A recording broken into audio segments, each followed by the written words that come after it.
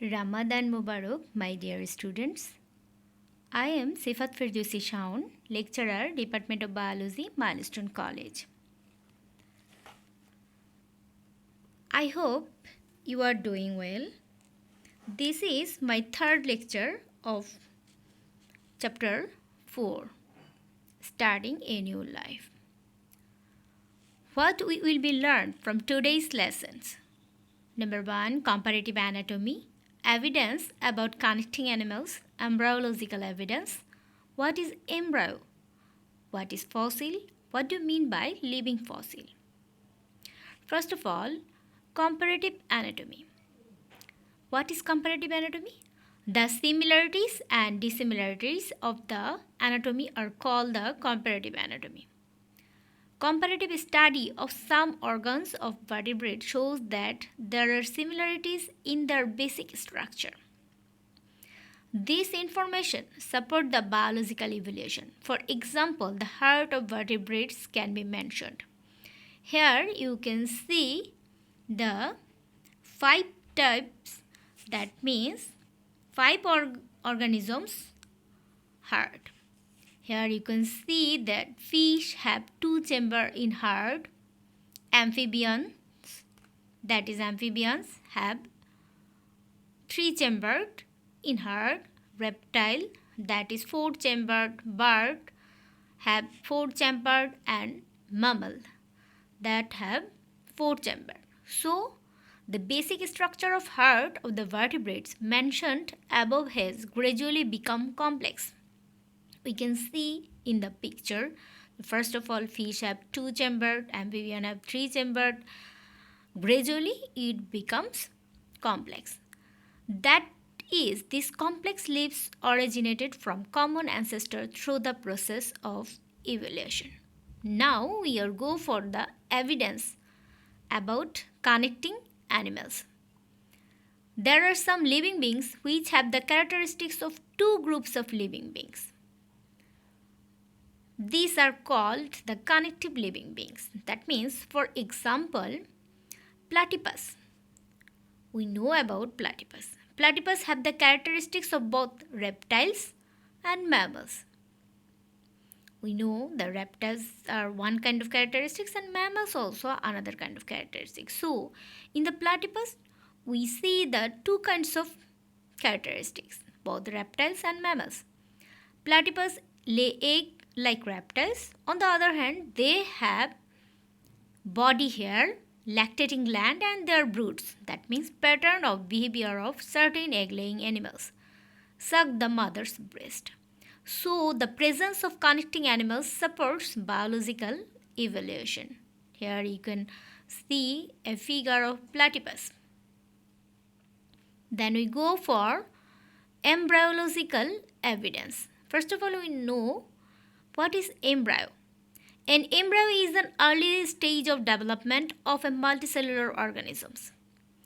In general, in this figure, you can see 4 types of embryo. In general, in organisms that produce sexually, embryonic development refers to the portion of the life cycle that begins just after fertilization and continues through the formation of body structure, such as tissues and organs. Comparative embryology is the study of the similarities and differences in the embryos of different species. Similarities in embryos are evidences of common ancestry. All vertebrate embryo, for example, have gills, slits, and tails. Most vertebrates, except for fish, lose their gills, slits by adulthood. You can see a picture. Here I attach a picture. You can see the embryological evidences of evolution. Here you can see the fish also have gill, slits and tails, and reptile also have gill, slits and tails. Here you can see there is this bird embryo and this is the human embryo.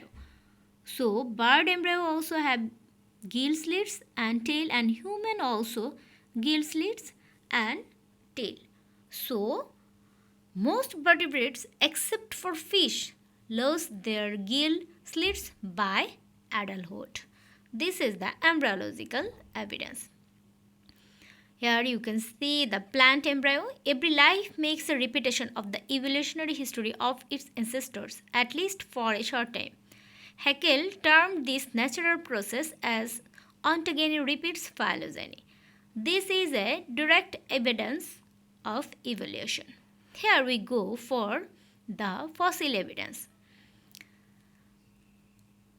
The simplest definition of paleontology is the study of ancient life. What is fossil?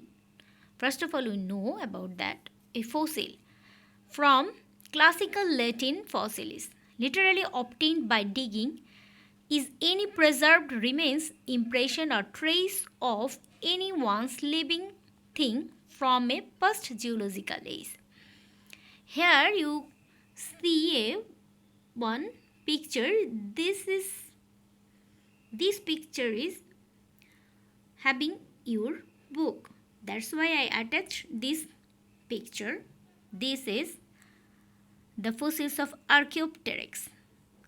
You can see this is the fossil and this like Archaeopteryx.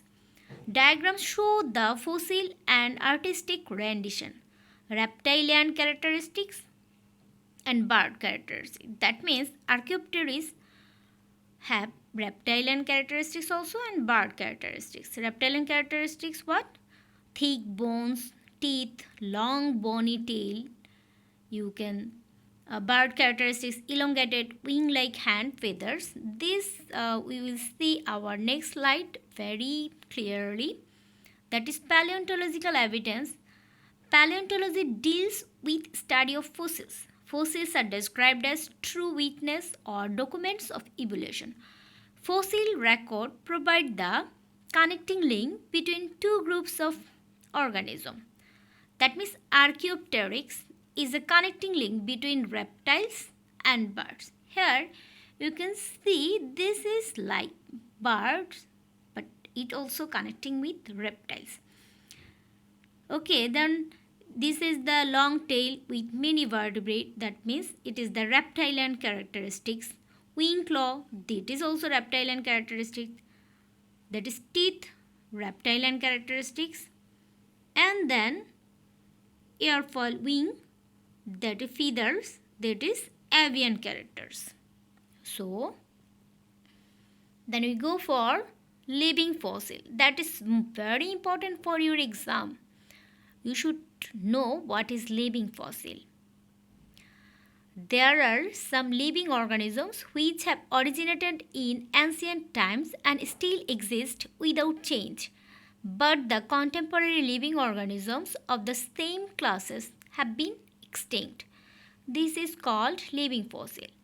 The arthropod Limulus, that is Limulus, that is arthropod, that is Limulus, and reptile Sphenodon, that is Sphenodon.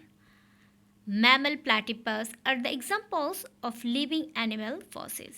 Limulus originated, that means this is Limulus originated 400 million years ago. So, my dear student, this is the all about my class. Thank you for being with me. Stay home, stay safe. Please keep neat and clean always. Always wash your hands regularly. Keep me in your prayers.